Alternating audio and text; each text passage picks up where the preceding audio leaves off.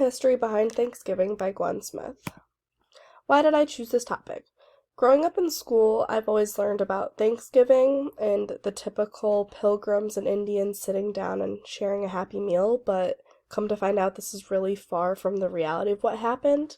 I wanted to just dive deeper into the history and not the elementary school or whitewashed version. And in our Native American literature class, we read the novel There by Tommy Orange, and in his prologue, he touches on the first Thanksgiving. Literary connection.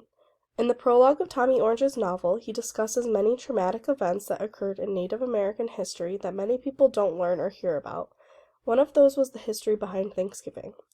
Orange discusses two events linked to Thanksgiving and on page 9 states, colonists surrounded their village, set it on fire, and shot any Pequot who tried to escape.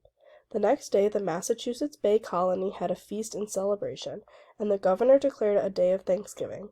Thanksgivings like these happened everywhere, whenever there was what we have to call successful massacres. The real history of the holiday. The presentation's broken into 3 parts, so first I'm going to talk about the confusion on when the first Thanksgiving was, and then in his prologue he talks about King Philip's War and how that was tied into the first Thanksgiving, and then the previous quote has to do with the Green Corn Dance Massacre or the Pequot Massacre. So when was the first Thanksgiving? So first for this project I'm going to focus on 2 tribes and their experience and how it's related to Thanksgiving, and these are just some of the many gruesome stories about the harsh reality of what Native Americans faced, but there's many more surrounding that history that the history books have changed. But the 2 tribes related to Thanksgiving are the Wampanoag Indians and the Pequot Indians, and both of these tribes faced a lot of damage and death due to the colonists' arrival. The majority of our history books in the U.S. start from a point once the English settlers came to America, which completely disregards the fact that Native American people had been living on these lands for thousands of years before the settlers came. So if Thanksgiving is based on the Wampanoag land deal meal, which happened in 1621, then this year would have marked the 400th anniversary of Thanksgiving. Other people consider it to be in 1637, following the Pequot Massacre, which we'll talk about in a later slide. There's also another one considered to be around 1623 as the start of Thanksgiving, because this is when pilgrims would celebrate a day of prayer, and the holiday had more religious ties back to it. And another potential first Thanksgiving was after Abraham Lincoln declared it to be a holiday in an attempt to help bring the country back together after the Civil War. So, in 1621, Massasoit, who was the chief of the Wampanoags, and many members of his tribe went to the colonists' feast after a recent land deal. That meal is why Thanksgiving is what it is, but this was not a very thankful meal, and it was just strictly about land. 2 years later, there was another meal to show peace and friendship, but it ended up with over 200 members of their tribe being poisoned and dying. After that event, there was King Philip's War. Massasoit's son Metacomet was known by the settlers as King Philip. The settlers and Indians had a lot of issues back and forth, but eventually it became a full-blown war. When Metacomet was brought to court to talk about rumors saying he was supposedly gathering people against the colonists, and they threatened to take his weapons and more land if this was true. He was forced to sign treaties, and 3 of the members of his tribe were executed.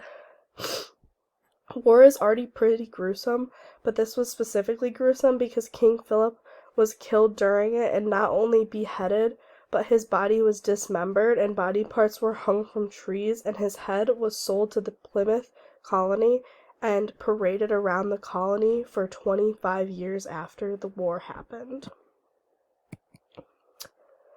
Another piece I wanted to focus on with the history of Thanksgiving was the Pequot Massacre, which happened in 1637. The tribe was gathering for their annual Green Corn Dance ceremony, and the colonists came and attacked the tribe. They destroyed their village and killed pretty much anyone in sight. The victims included men, women, and children, and many hundreds of people were shot and killed brutally. The next day after this massacre happened, the governor of the Massachusetts colony declared a Thanksgiving holiday to celebrate the massacre that happened the previous day. This event was related to the quote from Tommy Orange in the prologue on the previous slide. So even though we know the holiday is a peaceful gathering in a time of thanks, people should feel more encouraged to look into the history more and find better ways to celebrate while we can acknowledge the history and the lives that were lost. So some new ways to celebrate.